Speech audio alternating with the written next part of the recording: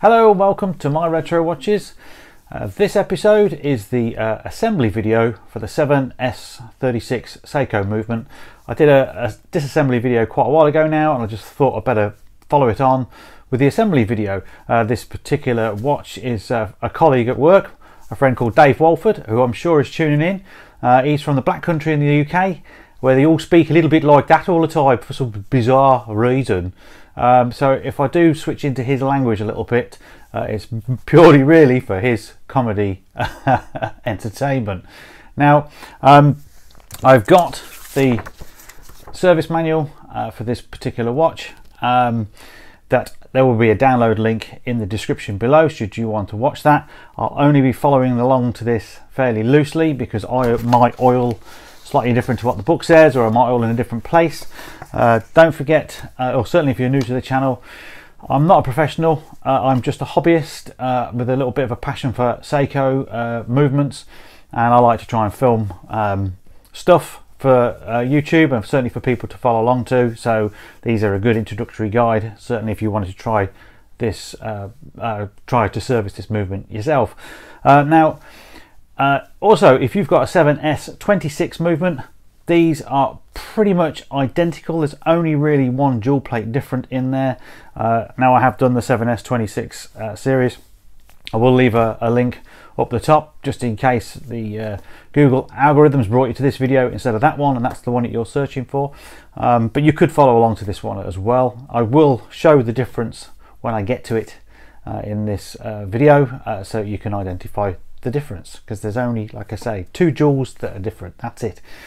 So without further ado, we're going to cut to the bench. We're going to start the rebuild. Of course, with usual My Retro Watches fashion, I'm going to be doing a lot on the scope here, so you can see close up where I'm oiling or where I might be inspecting some parts and so on. And then the rest is just going to be done on the bench right here. So without further ado, let's get on the bench and start the assembly. Okay, here we are on the bench, and we're looking at a nice clean main plate. And because the keyless works, and the keyless works is what holds all the stem and the crown in place and makes that operate to change the various functions, i.e. the day and the date. This is all built in first because it's on the train wheel side on these, which is unusual. And you have to first of all fit this little star gear. Now you're probably not going to be able to see that because it's so small. It's got a plain side, and on the other side it has like little raised bits.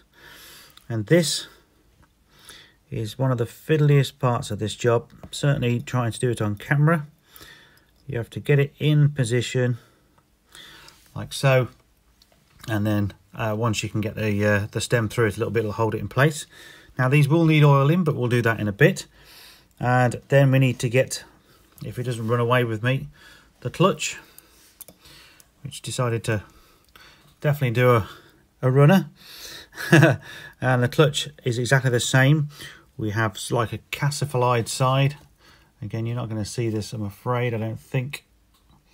And then the other side is like a gear side. The gear side goes towards the movement. The castle side goes towards the little brass part we've just put in.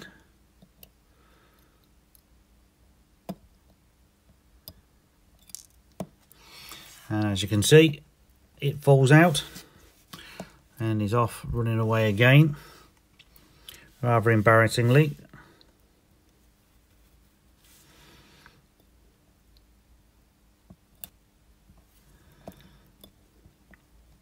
Okay, there we are. So that's now in its correct position. And then we have to start fitting the set-in lever and the set-in lever spring and so on. There's only 3 parts to this, so I'll just get those in the right order out of my tray, ready to fit. Okay, now we're looking at the what we've just put on, the clutch and the little drive wheel for the quick set of the date, sorry. And we just need to put a bit of grease. Now you could use Mobius D5 here. I'm using Molykote DX. It's a grease, and it's always funny for me to do this on the microscope because I never quite can see what I'm doing. and I just want to put a tiny bit of grease. I've got far too much on my oiler there, but I just want to put a little bit in there, like so. And then I need to oil the star gear just a little bit, and I'm going to be using Mobius D5 for that. And the idea is just to oil one or two of those teeth.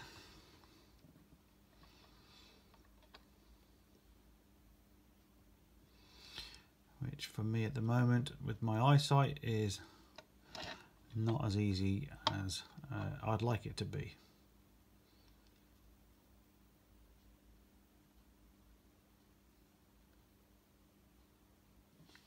But you get the picture, so we can oil those. And then while we're here, this little lump is the set-in lever post, and the service manual advises just putting a drop of oil on that there, and then we can fit those components. So we'll go back on the bench to do that. Okay, next part is the yoke. It's this long part like this, and this hole is going to go on this post here. And what you want to do is make sure that this end is sitting in the clutch, and then once you're happy with that, you can then hook it in, because it has a little spring effect on it.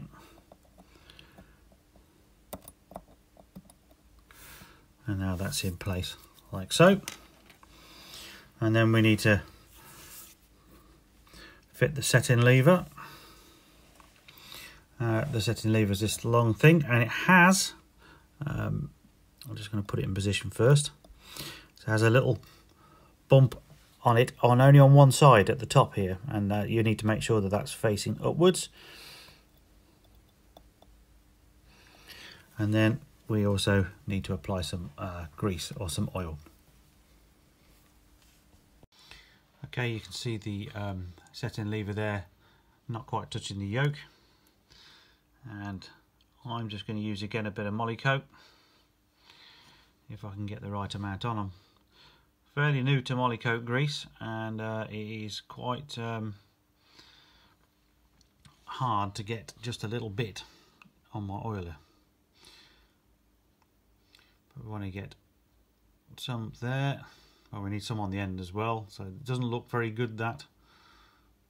But we are under the microscope here as well, and I want to get a bit on there. Because basically this set-in lever here is going to go back and forth along those grooves, and we need to put a little bit just on here as well, and that will become apparent in just a moment. So that's you could use Mobius D5 if you haven't got grease. The Molykote DX is quite inexpensive for a tube of it on the internet. I can't remember exactly how much it is off the top of my head, but it's not a lot, so it is worth to buy that stuff, because it's one of the cheapest oils or greases you're going to use in watch servicing. Right, the next part is this thing here. You can see this is called the set-in lever. Sorry, the set-in lever spring, and we're going to pick that up. We're going to put the big hole at the back here over there, and then it's going to locate. We'll deal with this bit in a moment. I like to, because it's got screws for this, I like to get the screws in first, and that way you don't lose any parts.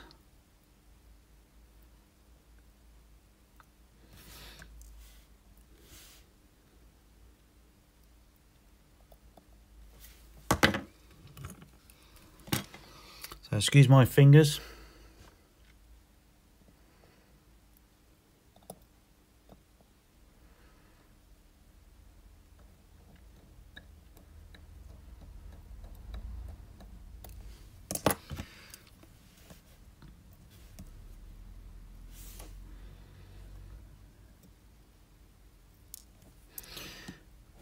Not my day today with screws, is it?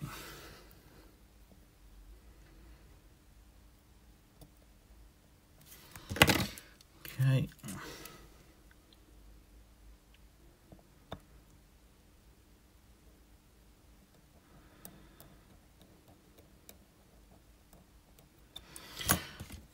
So now we just need to move the spring itself so that it engages in that little bump that I was telling you about on the setting lever. So I'm just going to push that back.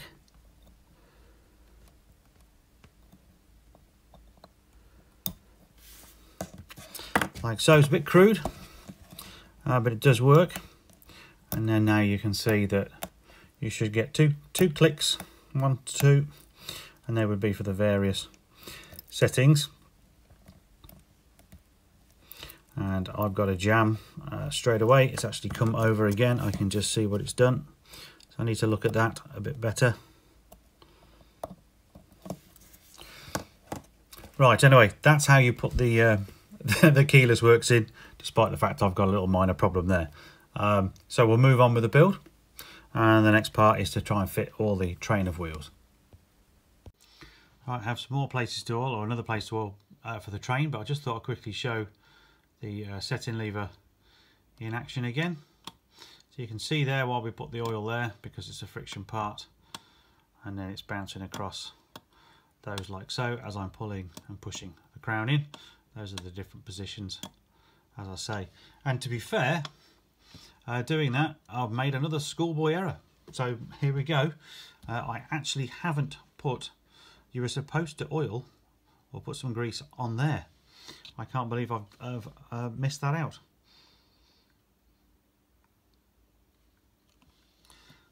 Because again, that's quite a high friction point. So I'm just going to try and put a bit on the middle one here, and I can then work that in a little bit, because that's going to travel, and straight away that feels a lot better. I'll just get a bit of roddy coat, just take away that bit of excess there if I can. As I've said many a time, certainly my regulars will understand, I've got a different eyesight on the microscope to you guys, so I'm trying to do it this time looking through the screen of my camera rather than looking down the lens, because if I look down the lens then it's blurred for you. So at the moment trying to do it on the camera is really difficult for me. It feels quite alien actually. Anyway, I'm going to move on. This big jewel here in the middle is where the center wheel is going to go, and that is also going to need a spot of oil.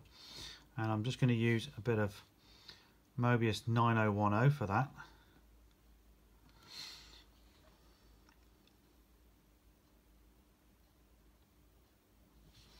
And just a little drop like so. Okay, now we've oiled the center jewel, and we need to fit the center wheel. Center wheel is here. It's the one that's got a gear on the top, a long bit on the bottom, and it has a hole all the way through, and the gear stays on the top. Drop it on like so. Then it has its own bridge, which will fit on a couple of posts like so. And then once the bridge is in its seating, there's a little screw to hold it in place, which goes on there at the end. So again, excuse my fingers.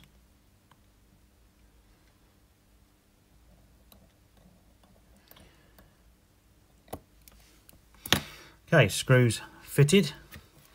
Then I'm going to quickly bring in, excuse me, the escape wheel. It's quite easy to do it at this point. Just going to slide it underneath and drop it into its dual place like so. So that's the escape wheel fitted. Now what we've got to do is put the barrel in, and then we can fit the train of wheels. The barrel I've already serviced, by the way. I've done a video on how to hand wind a mainspring back into a barrel. I know that's not the correct way to do it, but there is a video for that. I haven't done a video on the spring winders because I'm still struggling with my spring winding tool, and I do scrap some. I've scrapped more than I've actually wound in, funny enough, but that's another story, still learning that one. So to fit the barrel, it needs to go in here, and I might be a bit of overkill, but I like to put a little bit of D5 just on there in the hole, and then when you've got the barrel, which is here, I'm also going to add a bit of D5. So I'm probably overcooking it with the oil, but as the barrel is quite a high friction place, I like to put it on. I guess you could use the grease, and if you can, I guess somebody could tell me in the comments whether I could use the grease there. I'm a bit apprehensive because I think that maybe grease will go hard quicker and maybe cause drag, and drag is not the desired effect. So you can see here that I've just checking to make sure that that center wheel is engaged with the barrel, which it is. Obviously you can see it turning, so I know that the barrel is in. Nice. Then there is, might as well fit the click while we're here, and the click is the bit that holds the tension of the barrel, and that is just going to fit between that post, that copper post, and there's a heel on it, and the heel goes in the hole, so you can just drop that into place. And then we've got the third wheel, and the third wheel, keep doing this all off camera, is like that, and the gear part goes in that hole there like so, which is nice. Then just need to put a little bit of oil on the jewel here, and then we can fit the fourth wheel. Okay, that's the center wheel. The center wheel bridge that you can see there, and that little jewel is where I just want to try and get a little bit of oil just onto it. Now, to be honest with you, that's probably a bit too much, if the truth be told, but I'll try and Rodico a bit of that off before I put the fourth wheel through the hole. Now then, here's the fourth wheel, and you need to use a little bit of Mobius 9010. It's hard to show on camera exactly, but it needs to go.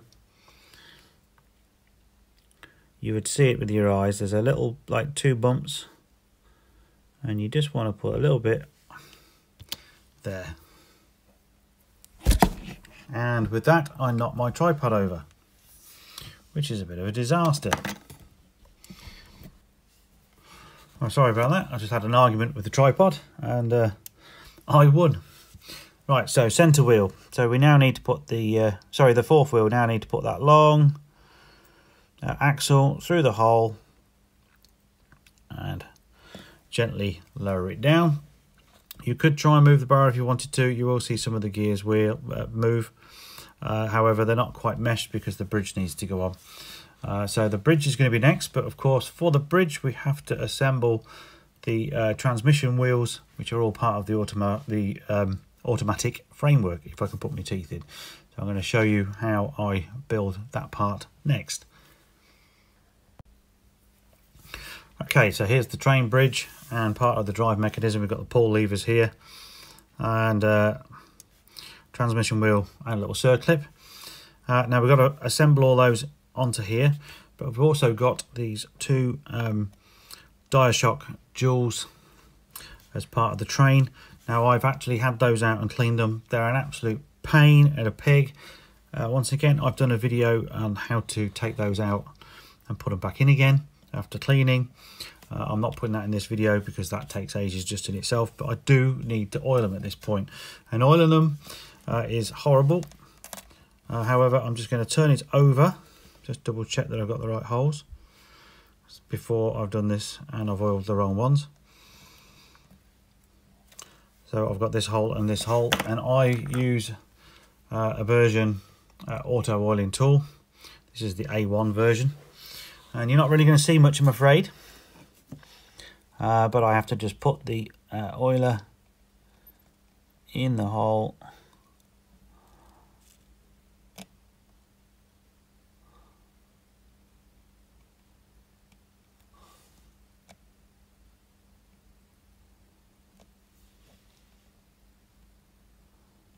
And I've got to just pull my lever on these.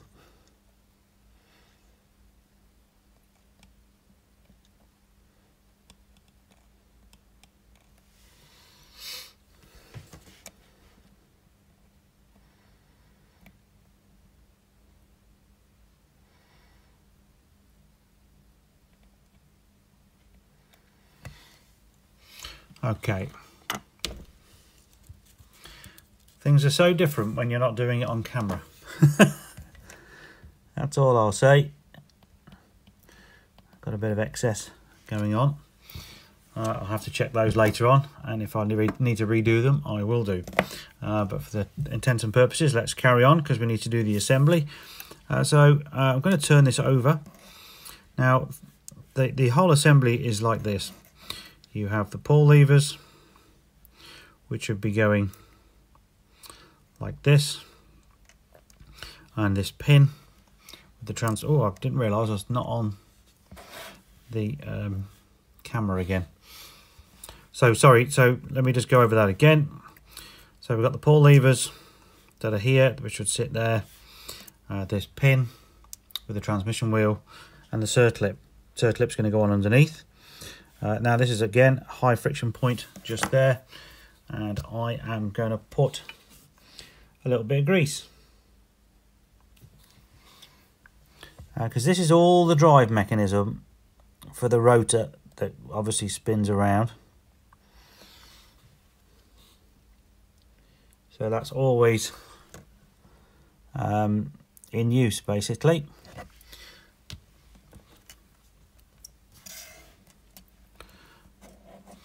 Okay, I'm just going to bring my plate in here, line these up,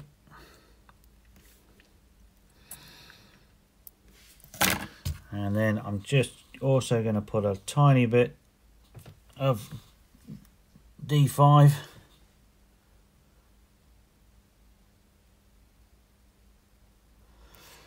I don't know if I got any then.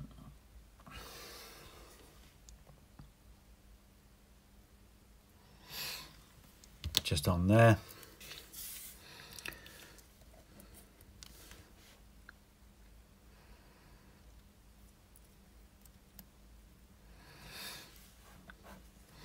Then I turn the whole thing over, and then I've got to bring the circlip into position. And these things love to fly away.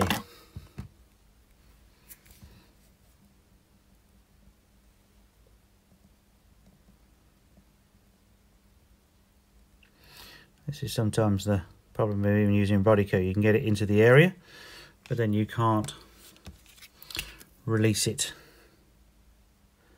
from the Rodico. Okay, there we go. I'm sure on my 7S36 video I did this a little easier.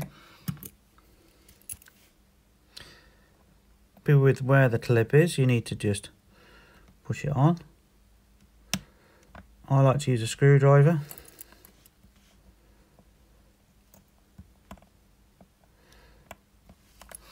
And again, I don't think you could hear much there, but that has now clicked home.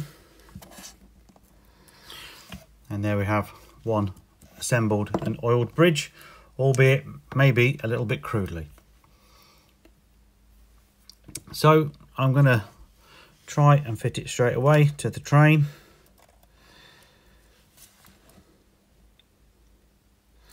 And this is usually probably the hardest part, in the sense that to get it into position and then to get all the train wheels going takes a little bit of effort. So what I'm doing now is I'm just trying to push it down a little bit with my pegwood, and just touching that barrel to see what will spin and what won't spin.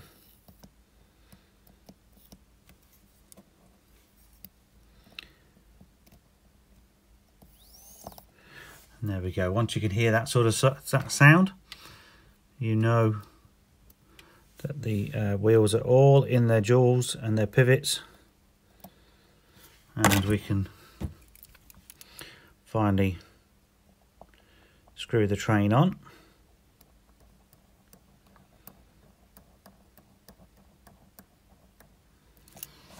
So one screw, there's 3 screws in all. One over here.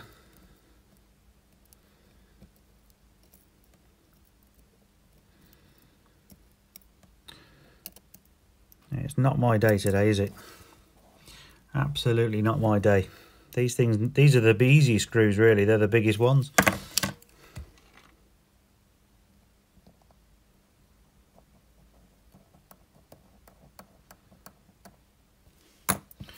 Okay, and the third one. I'm sure you're getting bored of looking at my fingers.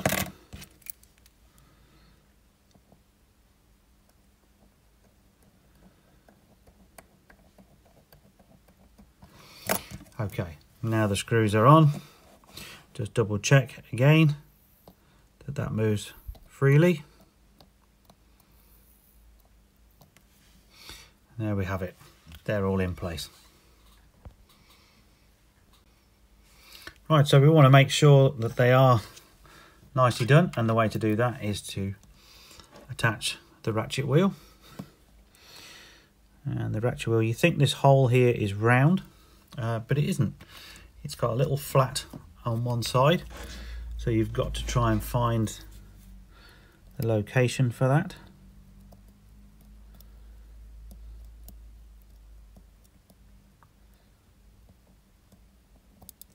There we go.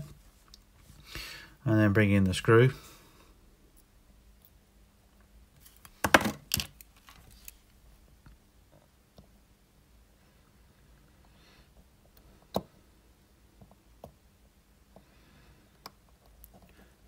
Okay. Now once you have just started to tighten that, I tend to just bring the pegwood in, just hold the ratchet a little bit so you've got that extra little turn so it's held in position better. And then we can just put a little bit of wind into the spring, and what you should find is that that train goes off and moves nice and freely, as we can see. So now we know that the train wheels are all seated well and the mainspring is distributing power as it should. So now we're going to go on to the pallet fork and then the balance. So here is the pallet fork on the microscope. Image isn't as good as I'd like today, but I can't seem to get it right. And I am going to try and oil the exit jewel, and that's the one sort of on the top left, if you like. The manual does suggest that you ought to oil both, but I tend to only oil one. If you are doing this for the first time, then crikes, don't even try to oil these. They are a real pain. It's dead easy to over oil, which is probably what I'm going to do now anyway. And sometimes you're far better off just letting it run dry in your watch, because you'll still get really good performance results. But I just want to show people where to oil should they want to, and I'm using the Mobius 941 oil for this, and I've got it on a very fine black oiler, and I've got to try and come at it with a funny angle for me, and all I want to do is try and touch that face.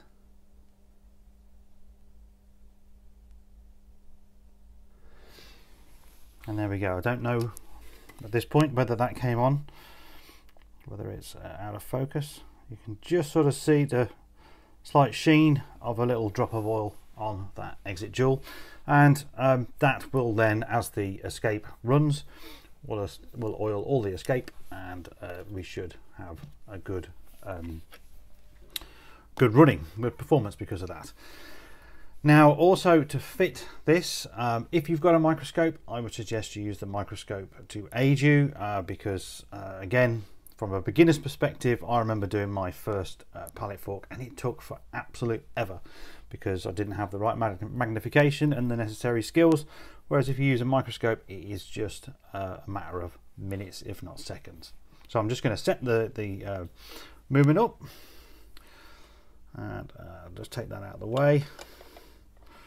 Put the movement in position and we're going to wind all the way up into focus, which is generally quite a long way. And that lower jewel there, I'm just going to try and get into focus, that is where I want to put the pallet fork.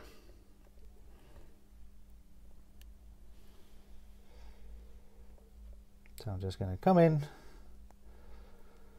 and drop that. Actually, I'm going to move it out of the way because in doing this there is a hair or a fibre that's got in the time I've been talking. There. So we'll just start that again. So this time I want to drop that. As you can see, it's gone straight into the hole nicely, and then I can offer up the bridge to it.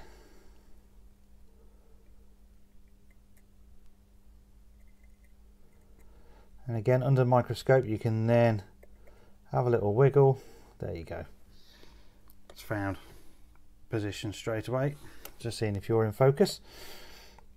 And that was how to make that job very, very easy. So you can see that the pivot is in the jewel there, and obviously everything's lined up. So we just go back onto the bench now, put those two screws in, and then it's a case of fitting the balance. Okay, so at this point it's time to fit the balance. Before the fit the balance, I just wanted to tell you that to get to this point in this video, I actually had a massive problem with the balance itself, where I had there was something wrong with the hairspring. I ordered a new hairspring from China and that didn't work very well either. I ended up going back to the original hairspring and tweaking it and messing around with it. And if you've been on the Facebook group Retro and Vintage Watches and Restorations over the last couple of weeks, you'll have seen me moaning and groaning about this Seiko movement that won't seem to behave. One minute it's been really friendly and running a nice line on the timograph, the next time it's all over the place. So here we are a month later, I've finally cracked it, and I'm going to continue with the build. So I've got the balance to fit now. Ironically, with all of the humdrum of what's been going on, I can't even remember if I've even oiled the jewel on this balance, so I'm going to show you that in this video anyway. So if we take it off and there's oil there, there's oil there. I'll just have to redo it so you can see what it looks like. So to fit the balance, always a bit of a tricky maneuver, and I just first of all need to pick it up, and it's quite difficult for me to show on film. Really, I like to hold the movement at an angle so my eyes can see. And I'm going to drop the balance so it dangles a little bit, and I just need to look for where the bottom pivot is and get it to sit in the jewel hole. And then if you can do that, then basically you can put the top on, and with a little bit of a fettle we should get this ticking. But of course it's not going to tick because I forgot that I haven't put any wind.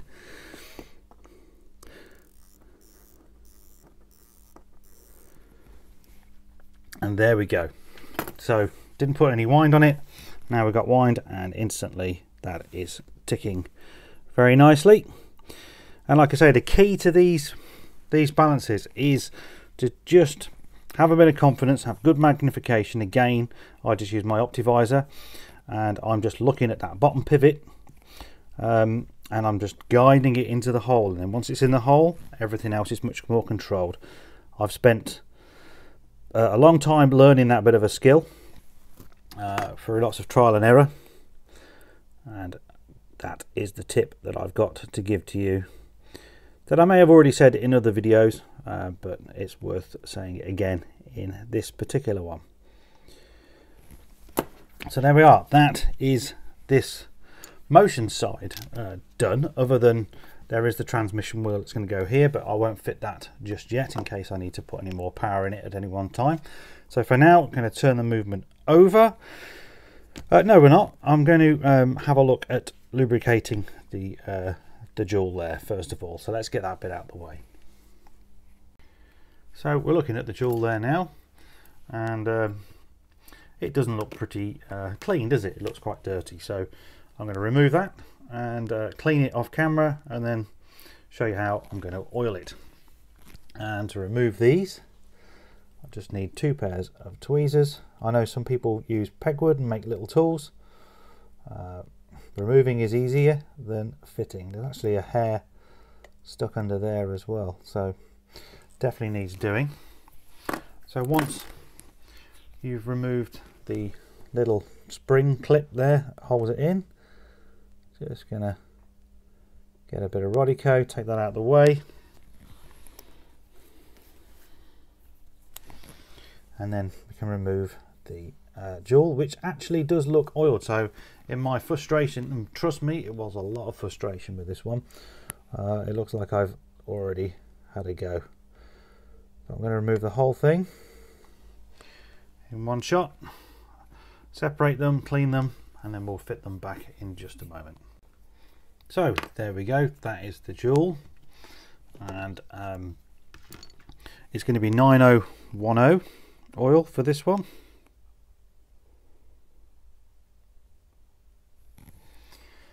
And it's sort of on its flat side, if you like, facing up.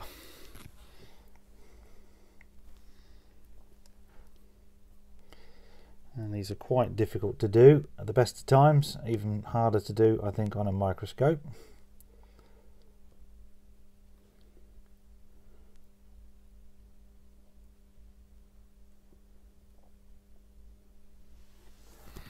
But there we go.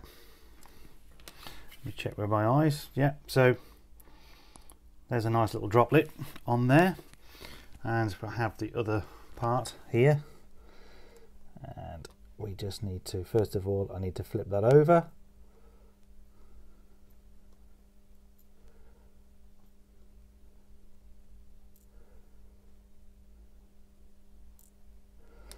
Which I can and can't do.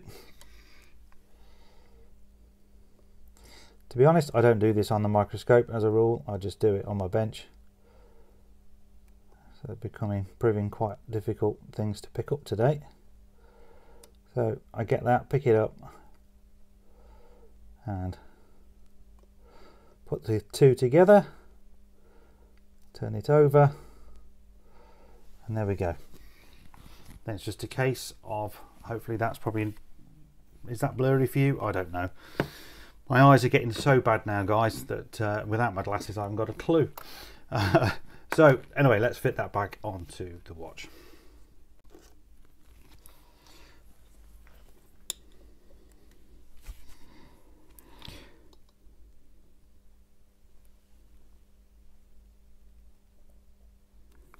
So I'm going to offer that up somewhere close, and then just nudge it in for me.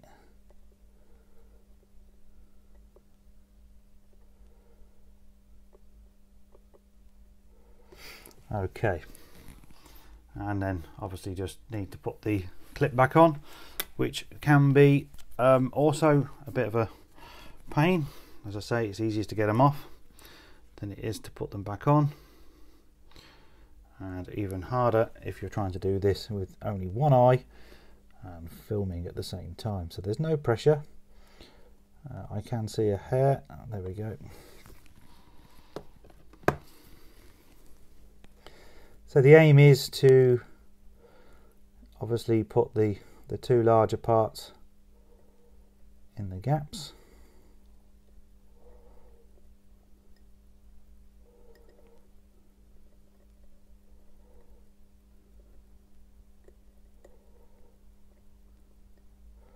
The problem I've got, of course, is the movement holder wants to move.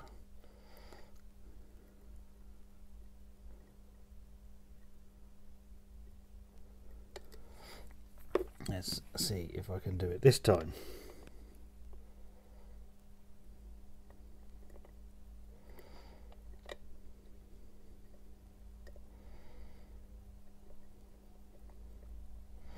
There, that's better. Finally. And once you've got it, if you know what I mean. So there we go, that will kick back up into speed again now.